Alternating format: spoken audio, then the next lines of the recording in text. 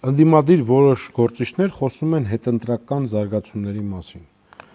Այ եթե այսպես, ապա մենք այսպես։ Ինչպես կմեկնաբանենք։ Հետընտրական զարգացում լինում է այնտեղ, որտեղ ընտրությունների արդյունքներին կեղծվում։ Որտեղ ընտրությունների արդյունքներին կեղծվում։ Ես ասել եմ ձեռնես կկտրեմ Հայաստանի քաղաքացու մի քվեաթերթիկի չեմ կպտի եւ ես այդ խոստումը սրբորեն պահել եմ, դա չի կարա ուրիշ կերպ լինի։ Այնտեղ որտեղ չկա ընտրությունների արդյունքների կեղծում, չի կարա լինի հետընտրական process։ Դա բացառված բան է։ Այսինքն ես գիտեմ, որ ընտրությունների արդյունքները իշխանությունը չի կեղծվելու, ընտրակաշառատուներին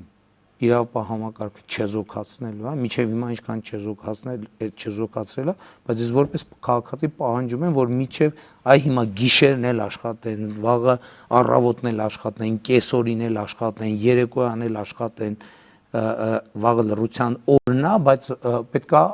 իրավապահ համակարգը պետքա աղմկի պայմանական ասած։ Ընտրությունների օրն էլ պետքա աշխատեն։ Ընտրակեղծարանի ձեռները պետքա ջարդվի բառից քաղաքական եւ իրավական իմաստով։